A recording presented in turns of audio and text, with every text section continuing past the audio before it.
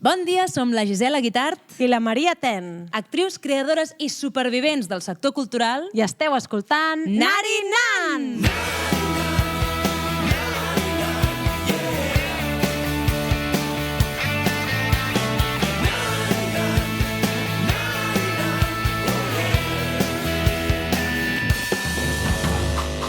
Des d'un inici teníem clar amb la Maria quins eren els distintius del nostre podcast. El primer era que parlaríem de la precarietat del sector, per ensenyar que no todo es oro lo que reluce, que ja ho anem fent, hi ha dies que estem més romàntiques i hi ha dies que menys, però les que ens esteu seguint doncs ja ho sabeu. Va com baixo, sí. Va com va. Que pitjor no anirà, o sí? I la segona, que seria un podcast feminista on només convidaríem a dones del sector. En un episodi, crec que de la primera temporada, ja us vam explicar que ens va caure el comentari de ostres, i si no trobeu suficients dones, què fareu? Llavors portareu a homes. És que només n'hi ha 6. Bé, no ens hi hem trobat, d'acord? I no ens hi trobarem. Òbviament que no. Podríem fer... Tenir 80 anys i encara està fent nari nan. Nari nan. Bé, la qüestió és que la quantitat de dones talentoses que tenim en aquest petit país és abismal. Dit això, prou hem tardat a dedicar un episodi a la dramatúrgia, a la creació amb visió feminista. Així que sí, avui tenim una convidada molt especial que ens fa molta il·lusió que estigui aquí per posar-nos dins d'aquest jardí. I sense por, endavant amb el càsting. Actriu, escriptora, dramaturga, directora, cantant, dobladora, productora i mare gatuna, que això és molt important. És superimportant. Una dona que tant et pot muntar una obra de teatre, com fer-te un guió cinematogràfic, com escriure't una novel·la. Una dona amb un talent excepcional per explicar històries. Històries valentes, necessàries i crues. Ha estat als principals teatres de Catalunya, també ha estrenat a Madrid i a Sud-amèrica. Acaba d'estrenar Tallar-se un peu amb una motosserra al Festival Temporada Alta. Ah, no, vale, sí, perdó.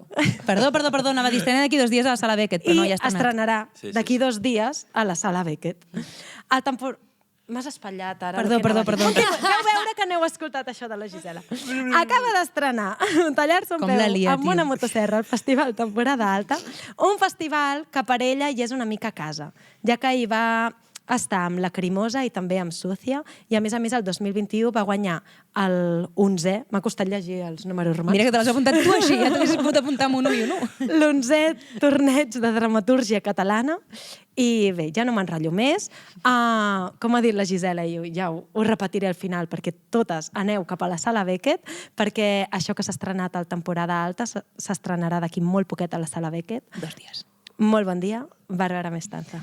Ui, m'ha agafat com vergonyeta quan parlava. Passa. És com, quan fan aquesta llista de què fas, què has fet... No sé si estic molt a prop de la mort saps? O de les vacances, no? Espero que de les vacances. De les vacances més, segur. Hem dit que eres mare gatuna. Sí. No he descobert en el teu Instagram el nom dels teus gatets. Litchi i Kimchi. Són 2 gates. Ai, que boniques. Són... No sé, és que em poso molt romàntica parlant d'elles, però qui tingui gats sap perfectament del que parlo. Jo. I la Gisela, la I la Mel. Maria quan compartíem pis. Cert. Exacte. Però malgrat que m'agraden molt, continuo sent més de gossos. Jo era de No, gossos fins que vaig... ets de persona de gossos. Hi ha Soc 2 aquesta tipologies de persona. persones. Exacte. Jo Bueno, soc la bisexual, amb No, animals. però jo també. O sigui, a mi m'encanten els gossos, però, a veure, siguem sinceres. És a dir, el tipus de llenguatge del gat és bastant més elevat que el d'un gos. O sigui, un gos és simple, és primitiu, És és... veritat, això. Quiero comer. No. Un gat és... Què et passa? Segur? Estàs segura? Ui, no, ara vull una mica, però ara ja no vull tant. Saps? Vull dir, és una cosa com molt més... Jo soc al contrari, penso el contrari. Crec que un gos és 100% animal de companyia. Està tu fidel al teu costat tota l'estona. Això és el que vols, eh? Els Això és el gats que vols. també. Home, per això Els gats l'alimento també. cada dia. En qualsevol cas, continuarem amb Els aquest gats són episodi de habitatius. Pelo Picopata en un altre moment, d'acord? Podem passar entre cametes, Al per debat. favor.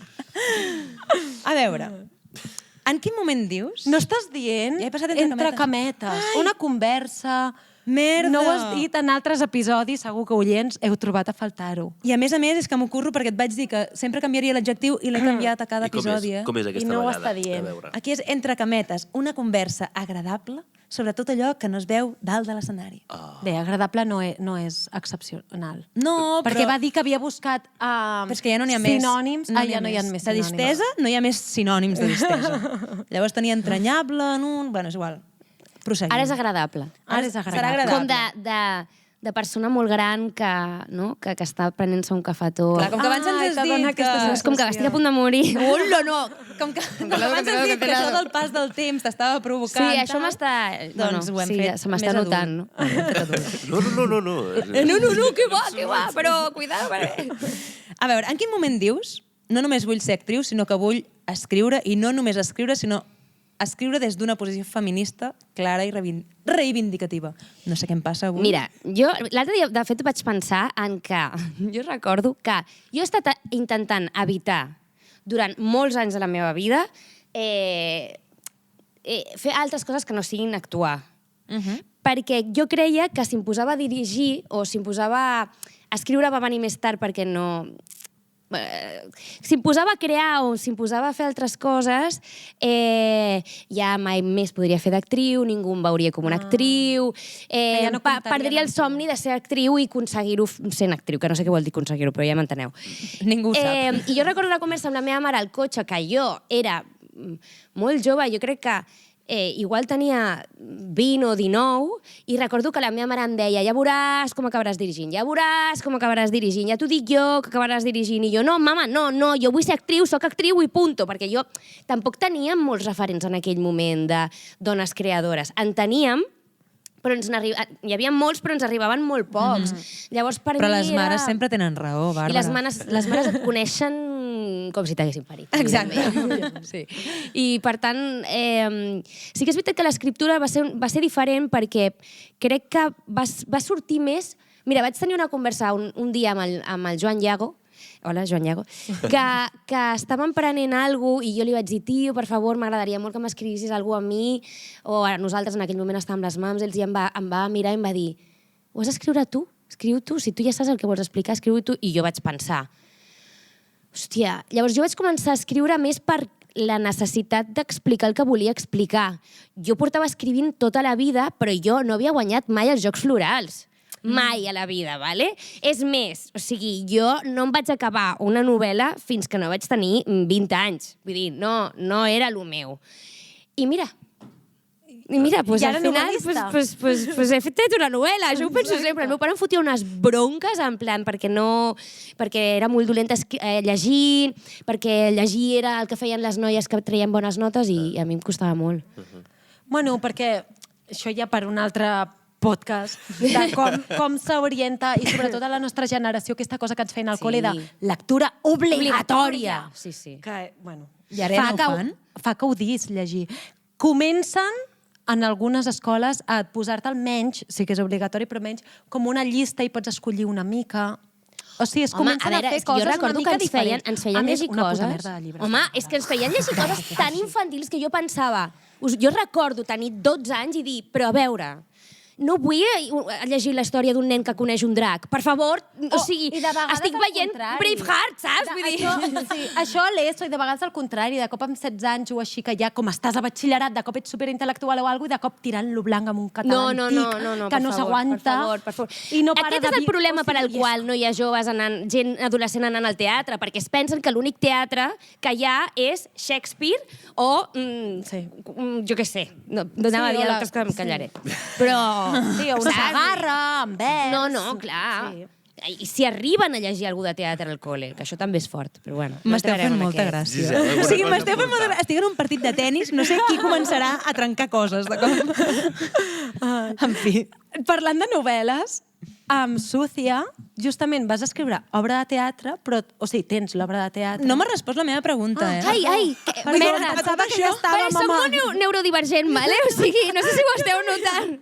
No passa res. Vale. Ha dit que va començar a dirigir, però Sí, que ha dit quan va començar a escriure Menjant Però des d'una Llago. posició feminista. Ah, vale. Ah. O és que Però perquè és va que jo no vaig implícit, decidir ser feminista. Va Jo vaig implícit. néixer amb cony, vaig viure l'opressió i llavors, per sobreviure, hem hagut d'adoptar aquestes... Jo no va haver... De fet, jo me'n recordo quan teníem el grup de les Mamsels, tothom ens deia aquest grup feminista, feu cançons feministes. I nosaltres, en aquell moment, era no, nosaltres no estem fent res feminista. En aquell moment érem cries i No, i no perquè estàvem... hi ha un... O sigui, Mamsels quants anys fa? És que fa molt de temps. O sigui, vam començar quan teníem 19 i en tinc 35. Això era 2009, perquè ets de la meva edat. Ja ho ha dit, Perquè ets de la meva edat. És que a aquesta època, fins a tipus 2015-2016, estava mal vist. Bueno, Ni feminisme Ser ni fem- masclisme. ser Sí, feminista. clar. Bueno, és que saps què passa? O sigui- Que no en Faltava educació. No sabíem. en sabíem, exacte. I jo crec que també calia... Jo crec que les... O sigui, després de les crisis venen les evolucions, no? Socials. Llavors, jo crec que calia una generació més neta o amb més possibilitats, no?, de mares. Nosaltres jo crec que hem tingut mares que ens han dit el més important és que tu treballis moltíssim, que puguis tenir la teva pasta, mantenir-te per no dependre d'un home. Jo crec que va caldre arribar fins aquí per poder plantejar-nos segons quines coses. Abans hi havia coses que no es podien ni plantejar. Vull dir, les que podien ho feien, però la meva mare s'ha plantejat... El feminisme ha arribat també a la seva vida en el mateix moment en què ha arribat a la meva. 100%. sí. A veure, sí que hi ha referents, tipus Maria Mercè Marçal i tal, dels anys 80, clar, però no arribaven però igual no que arribaven les i ja no d'ara. estaven de conegudes. les que podien accedir a aquest tipus de cultura. No vull dir que no hi haguessin feministes. Sí. Les dones seguien sent feministes, però sense saber que eren feministes. Feministes, La meva àvia era feminista sense saber que era feminista. Exacte. Hi ha molt d'àvia feministes. Exacte. Moltes I que si li diguessis diria no. Potser encara avui en dia, Bueno, sí, o Depèn de al quina. revés, o et diria, jo vaig ser la primera, jo estava abans. Tu estàs aquí perquè jo vaig arribar, vaig fer que tu poguessis Et creus molt rebel, et creus molt... Et creus molt moderna. Nosaltres aquí però això ja ho no en fèiem. tenim ni puta idea. Nosaltres aquí encara acabem de començar. Ara ja pots fer la teva pregunta, Maria. Gràcies, Ha quedat Bàrbara. ben resposta? Sí, Bàrbara, Vale, gràcies.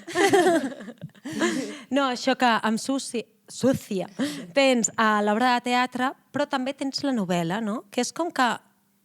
Bueno, no sé què et va... Què et va passar? No, Què et va passar pel cap? o sigui, com, en plan, no va estar... Era com que la novel·la et permetia... O sigui, què va venir primer? L'obra o la novel·la? L'ou o la gallina? L'obra, vale. I Sí. va passar que necessitaves encara expressar una cosa que amb la novel·la et va permetre que l'obra no? Vale. Això, mira, t'explico... Sí. Això va passar que en aquell moment el meu llenguatge... És que una mica és el mateix que em va passar amb l'escriptura i amb la direcció. Que en aquell moment el meu llenguatge era el teatre, el que jo coneixia era el teatre. Com a actriu coneixia el món audiovisual, però en aquell moment era el teatre. Què passa? Que de sobte vaig dir, ok, doncs les eines que jo tinc són les que utilitzo per fer de la meva ferida una cosa útil per a altres, no?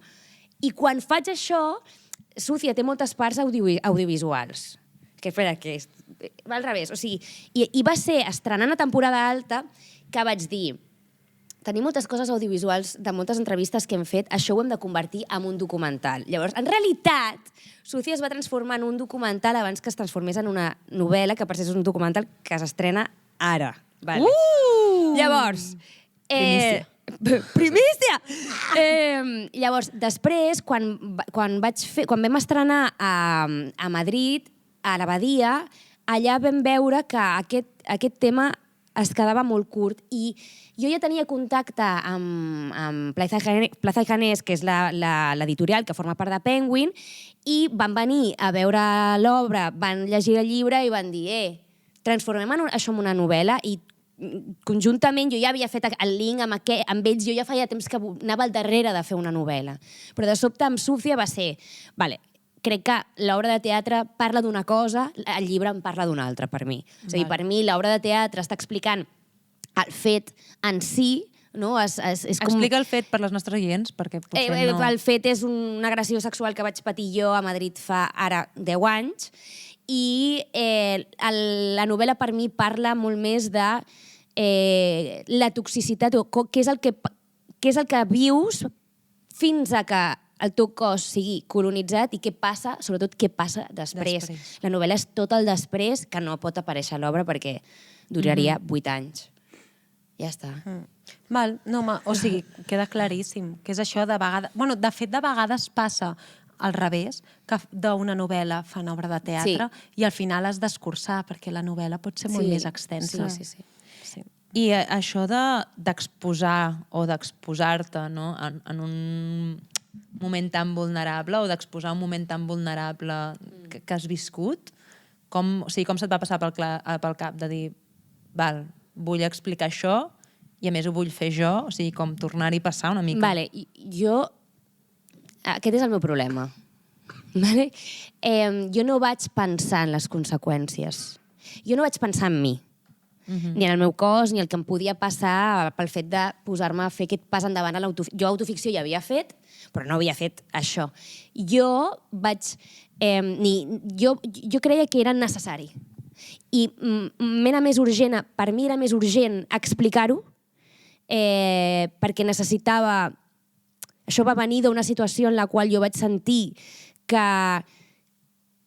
realment estàvem molt poc preparats i molt poc preparades per sostenir un abús en el nostre entorn, és a dir, entre nosaltres, i llavors vaig necessitar donar una eina per visibilitzar la realitat d'un cos abusat, perquè al final hi ha com molt de clitxé en tot això, no? És a dir, fins a aquell moment les dones abusades eren dones en el meu cap, o en el nostre cap, que eren d'una manera determinada, amb un caràcter determinat, no? Callades, tal. I jo era tot el contrari. Bueno, encara s'ajutja de vegades en judicis, no?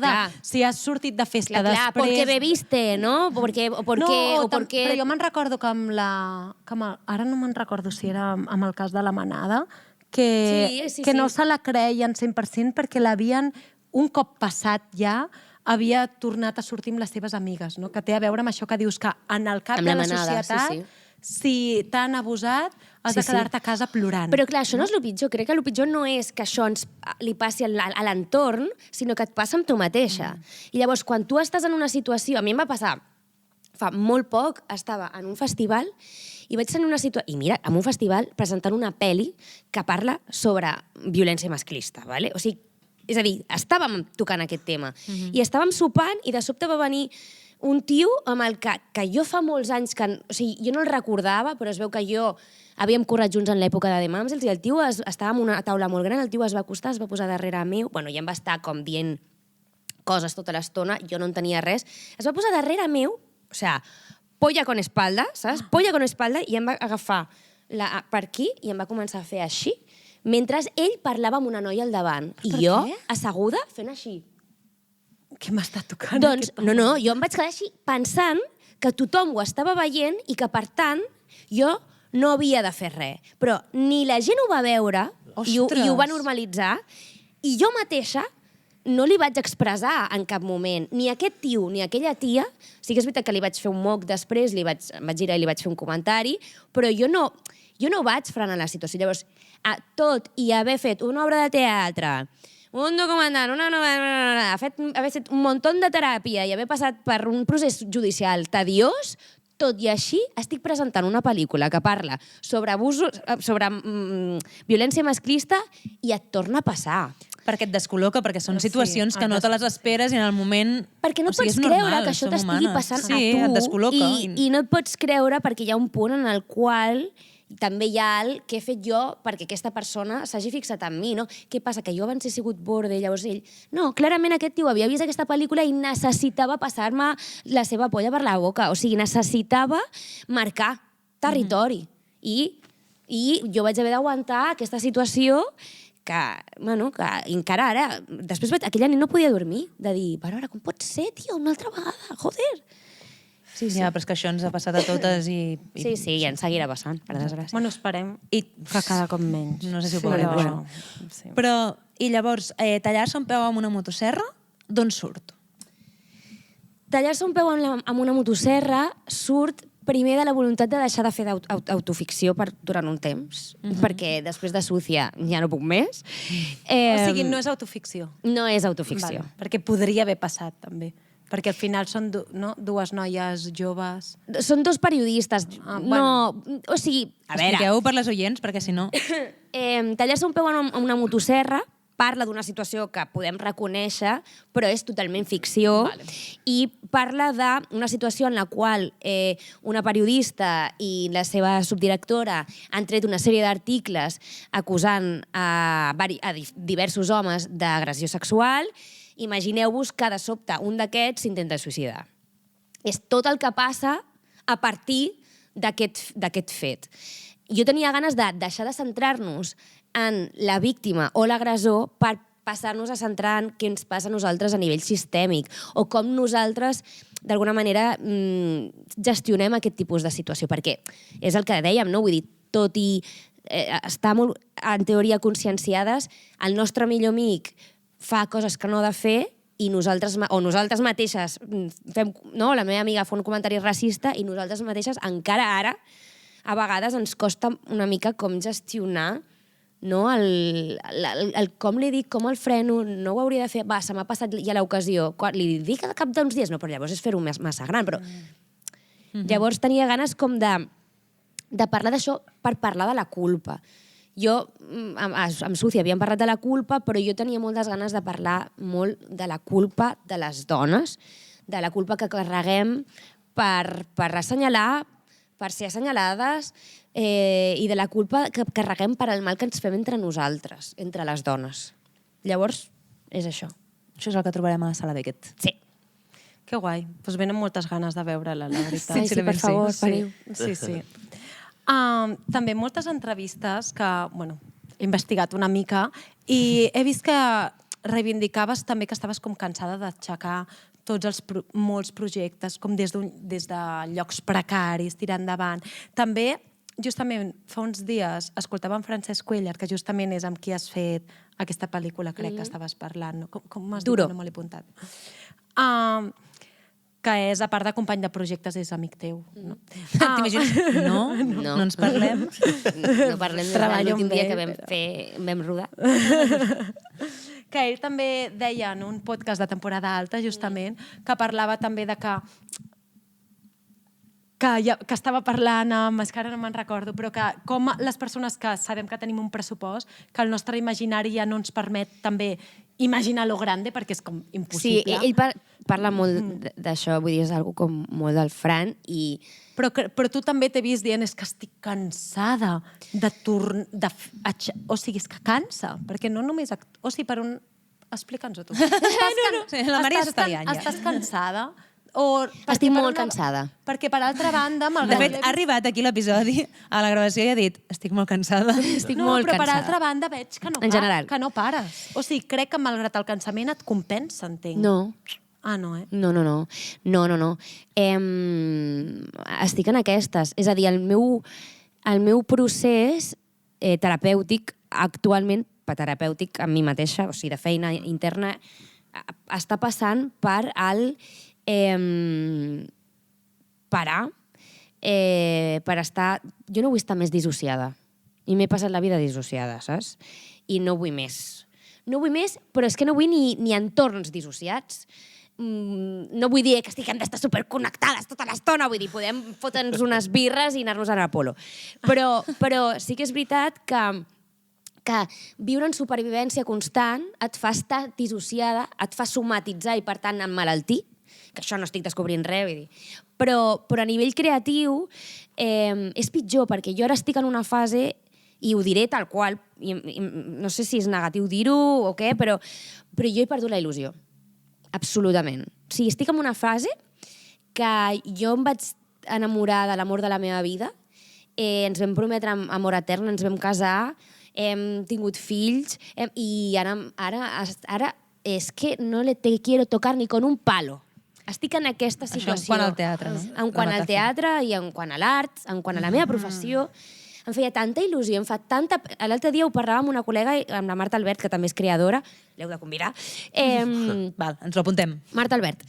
I parlava amb ella i li deia, em fa tanta pena O sigui, és que ara podria plorar. Em fa tanta pena haver perdut la il·lusió, em fa tanta pena que no em faci il·lusió anar a treballar, que no m'ho puc perdonar, perquè era l'única cosa que em feia mantenir-me aquí, era l'única cosa que em feia viure amb una professió tan precària. La il·lusió. I ja me l'han tret, perquè més me l'han tret. O sigui, crec que no és responsabilitat nostra, és que ens la treuen, però ens la treuen a bufetades. És que és això, és que el cansament i la precarietat et fan perdre l'il·lusió. Però creus que és momentani, aquest moment? O sigui, tindrem més Bàrbara Mestanza creant? Home, jo crec que descansant... Jo o sigui, us dic, soc molt sincera, vale? Sí. Ahir estava mirant per treure'm una carrera i pirar-me d'aquí. Sí, aquí el Gerard també ha començat aquest any una carrera... I jo crec que també és la meva edat, o sigui, és a dir, sí que és veritat que tinc moltes col·legues i molts col·legues que estan començant a anar-se a altres mons, i jo recomano que si hi ha, això sempre ho diu la meva parella, si hi ha una cosa que t'agrada una miqueta menys que actuar o que crear, aposta per allò, tio, aposta per allò. Jo ara mateix estic en un punt en què, sí, òbviament tindreu Bàrbara creativa sempre, perquè ahir mateix estava a l'ordinador mirant aquestes carreres i pensava, seria preciós, però és irreal.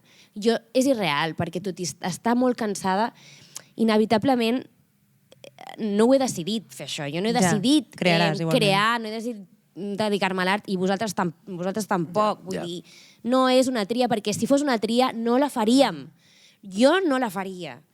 Però és veritat que jo estic molt cansada i estic fent una feina per recuperar la il·lusió i divertir-me. És per això que estic fent tallar-se un peu amb una motosserra, no sé dir ni el títol de la meva obra. L'estic fent precisament perquè tenia ganes de divertir-me.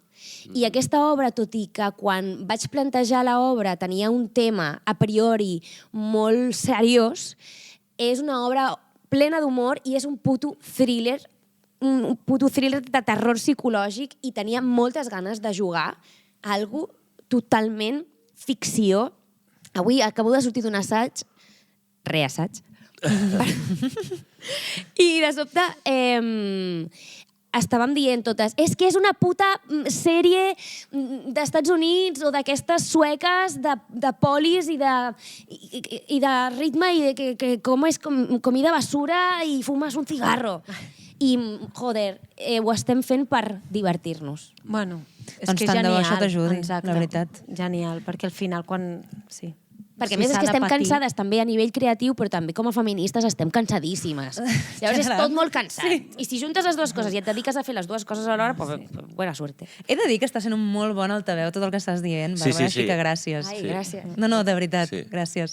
I amb això que deies de divertir-te, anem a fer jocs. És veritat.